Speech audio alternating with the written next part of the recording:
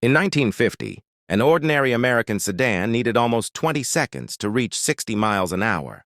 By the end of the decade, the fastest car on this list would do it in well under 6. Every February in between, for 1 week, the hard-packed sand at Daytona Beach turned into Detroit's real proving ground. No showroom lighting, no ad copy, just a car, a stopwatch, and a measured mile. By 1948, NASCAR had Americans packing the grandstands to watch. Detroit's own machines run wheel to wheel, then walking into a dealership that same week to buy the street version. Detroit noticed. Chrysler pushed the horsepower numbers up. GM pushed back. Ford refused to sit out. Then in 1956, Eisenhower signed the Interstate Highway Act, and 41,000 miles of new road gave Detroit one more reason to build something that could actually use it. What those stopwatches caught was Detroit finally answering its own question.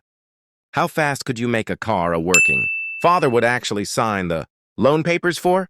Through the first half of the decade, fast and family car rarely shared a sentence. A 6-cylinder. Sedan needed 18 or 20 seconds to hit 60, and nobody blinked. Then V8 architecture, that had barely existed a few years earlier, changed the math entirely. Every vehicle on today's list is a genuine production car, and every number you're about to hear has been checked against period road tests, factory documentation, or contemporary dealer literature, not marketing copy. Let's get into it. 1955 Ford Thunderbird, America's personal luxury sports car. Ford unveiled the Thunderbird at the Detroit Auto Show in February 1954, a full 8 months before the first one reached a driveway. When it arrived that fall, dealers wrote up more than 3,500 orders in the first 10 days alone. Ford had budgeted for 10,000 units in the first year and moved over 16,000. Chevrolet, chasing the same buyer with the Corvette, sold just 674 that year. At a base price close to the Thunderbird's roughly $2,044 sticker. That gap says almost everything. The base Corvette still shipped with a 155 horsepower inline 6, while every Thunderbird carried a 292 cubic inch Y-block V8 rated at 193 horsepower manual or 198 with Ford's automatic. 0 to 60 came in a shade under 9 seconds, topping out around 110, modest by later muscle car math. Plenty for 1955. Ford never called it a sports car. They called it a personal car of distinction. Leather seats, optional air conditioning, a speedometer that read all the way to 150 miles an hour, whether the car could get there or not. It was the car for a buyer who wanted the attention a sports car got, without giving up the comfort of an actual car. Ford switched to a 4-seat layout in 1958 and never looked back. The 2-seat 1955-57 cars are the ones collectors chase today. Hagerty's price guide puts a solid 3 condition 55 in the low 20,000s, though clean originals have sold for $50,000 to $68,000 in the past year alone. 1955 Chevrolet Bel Air. Performance, priced for the average family. While Ford was selling comfort, Chevrolet engineer. Ed Cole was finishing a project that would outlast both companies' entire lineups. The small block 265 cubic inch V8 he'd spent months convincing. GM's leadership to approve went into the ordinary. Bel Air for 1955, a family car, not a halo model, starting at 162 horsepower with a 2-barrel carburetor. The 4-barrel power pack option got you 180. By the end of the model year, a super power pack version pushed that to 195. Popular Mechanics clocked a stock V8 Bel Air at 12.9 seconds to 60. Unremarkable until you learn the same magazine had timed a 6-cylinder. Chevy at 19.6 seconds 2 years earlier. Nearly 7 seconds shaved off in 2 model years, at a starting price under $2,200. Before 1955, real performance meant paying for something upscale or building it yourself. The Bel Air let a working family walk into a dealership and drive out with something genuinely quick for the price of an ordinary car. Buyers noticed. Chevrolet moved more than 800,000 Bel Airs that year. The 265 small block became the template for Chevrolet. V8s for decades afterward. Very few engines get to trace a straight line from 1955 to this century. Today, Hagerty prices a numbers-matching V8 sedan in good condition around $30,000–$4,500, and a genuine Power pack convertible with the same drivetrain. Can bring closer to 50,7406. 1956 DeSoto Adventurer, the forgotten Hemi monster. Say DeSoto today and most people need a second to place it. It wasn't a trim level. It was a standalone Chrysler Corporation brand, running from 1928 until it quietly disappeared in 1961. In its final decade, DeSoto built one of the more overlooked performance cars to come out of Detroit, the Adventurer, sometimes billed as the Golden Adventurer for its gold sweep. Panel over just two body colors, black or white, carried a 341 cubic inch Hemi with dual Carter 4-barrel carburetors, 925-to-1 compression, and a camshaft built for this engine and no other DeSoto. Factory rated at 320 horsepower, it ran 0 to 60 in around 8.5 seconds, and a hardtop Adventurer backed the number up at Daytona speed. Weeks that February, on sand, not in a brochure. Standard equipment included power windows, power steering, power brakes, and genuinely, a highway hi-fi record player under the dash. Because somebody at DeSoto decided a car this quick should also play you a record on the way there. It carried a price of $3,728, the most expensive car in the DeSoto lineup that year, and only 996 people bought one. When Chrysler started trimming brands during the downturn a few years later, DeSoto was the one they cut. The Adventurer never got a second act, and neither did the brand that built it. Auction data puts the average Adventurer sale at just under $80,000, though the most recent one to change hands went for barely half that, at $40,700, pricing that still hasn't caught up with how few of these cars exist. 5. 1956 Packard Caribbean, Packard's last stand. There was a stretch of the early 20th century when saying you drove a Packard told people everything they needed. To know about you, no other words required. By the mid-1950s, that reputation was running on fumes, and the 1956 Caribbean was Packard's last real swing at staying in the conversation. Packard had come late to the V8 era, Cadillac since 1949, Chrysler since 1951, but when Packard's own overhead valve, V8 finally arrived, it came out swinging 374 cubic inches, dual 4-barrel Rochester carburetors, 10-to-1 compression, and 310 horsepower, the highest output figure of any American production car that year. The Caribbean rode a 127-inch wheelbase, weighed close to 5,000 pounds, and offered reversible front seats. Leather one side, brocade the other, plus a push-button automatic built into the steering column. All of it carried a $5,195 price tag, the most expensive car Packard built that year. Total production came to 539 cars, 276 convertibles and 263 hardtops, and 1956 was the only year Packard ever built the Caribbean as anything but a convertible. Packard had merged with Studebaker 2 years earlier, hoping the partnership would save both companies. Instead, it dragged them down together.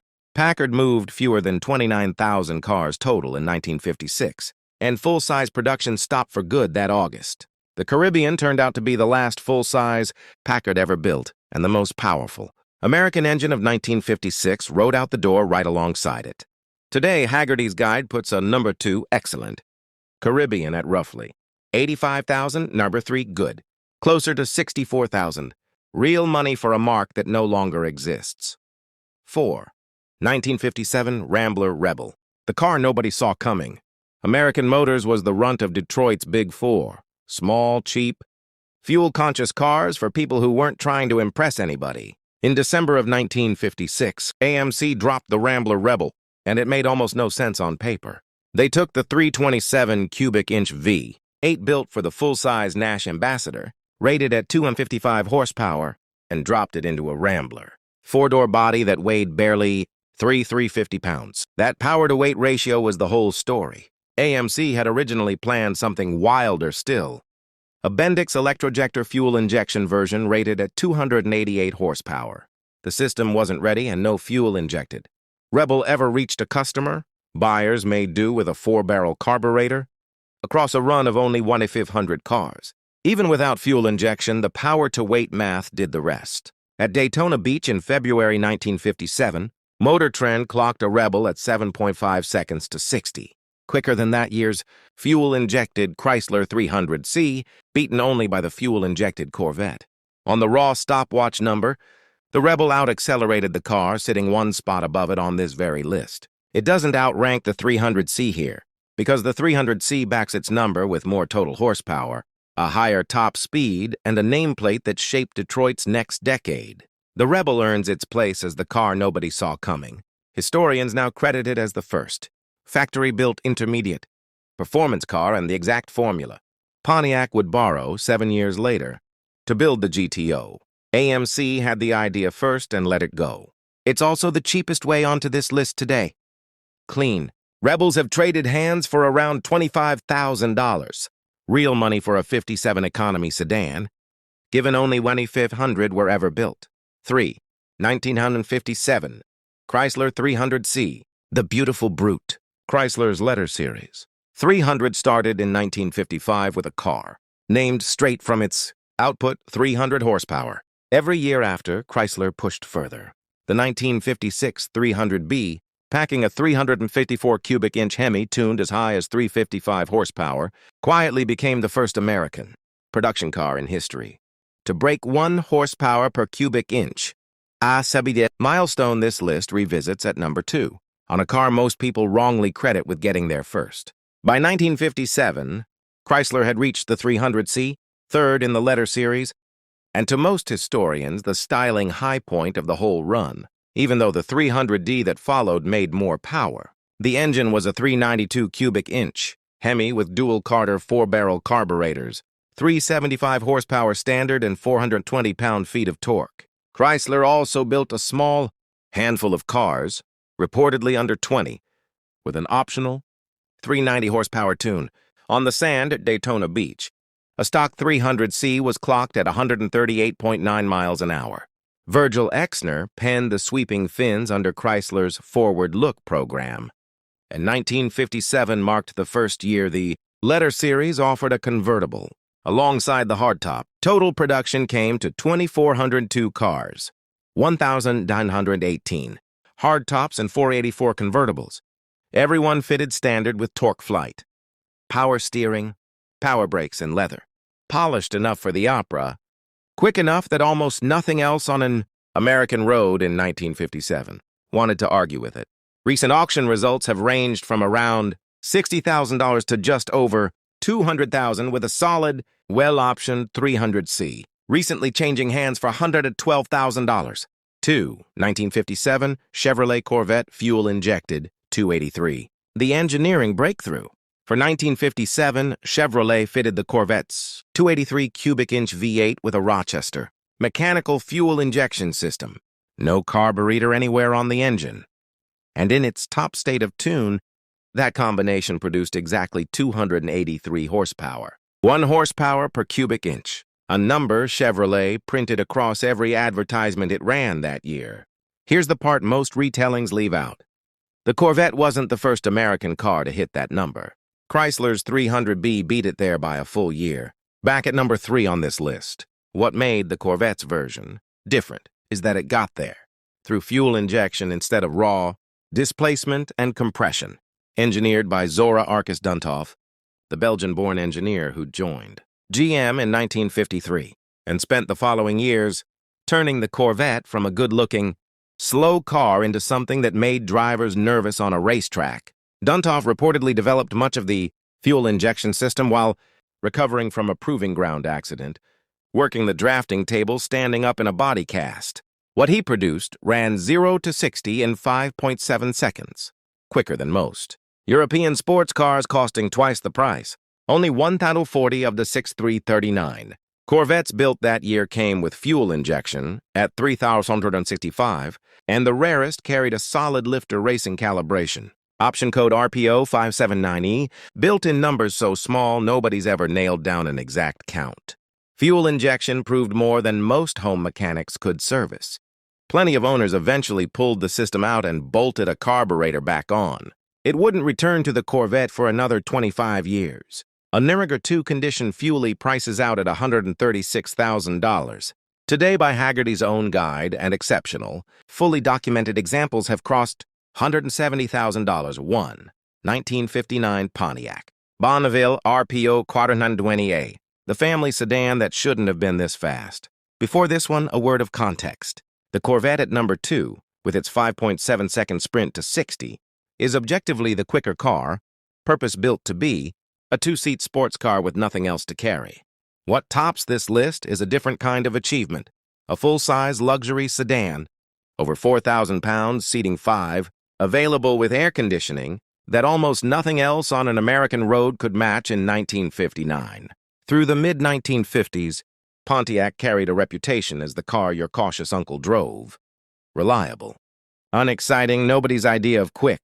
That changed when Seaman Bunkie Knutson took over as general manager in 1956, brought in a young engineer named John DeLorean, and pushed the division toward NASCAR and rising displacement numbers year over year.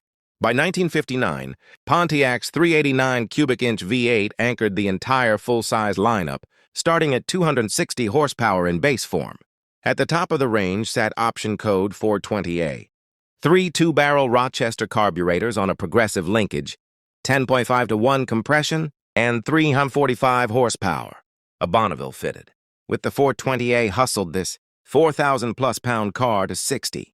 In the 6-second range and a time few, if any, other full-size American sedans could match that year. Motor Trend named Pontiac its Car of the Year for 1959, and the 389 didn't stop mattering afterward. 5 years later, DeLorean pulled the same engine, dropped it into the smaller Tempest body, and called it the GTO, running the identical playbook. AMC had tried with the Rambler Rebel back at number 4. This time, it had the full weight of General Motors behind it. This time, the market was ready. Bonnevilles from this generation average around $50,000 at auction today, though the rarest, best-optioned examples have reached well past $200,000. The 1950s turned out to be the only decade in American history where speed and luxury never really argued with each other. The Corvette proved a small car with the right engineering could out-accelerate machines costing twice as much. The Chrysler 300C proved a luxury coupe could outrun and outlook nearly anything else on the road. And the 1959 Bonneville proved that even a 5-seat family sedan didn't have to apologize for how quickly it got there. Which one of these 8 would you have actually wanted? Sitting in your driveway in 1959? Let me know in the comments. I read every one. And if this was worth your time, stick around, because there's more where it came from.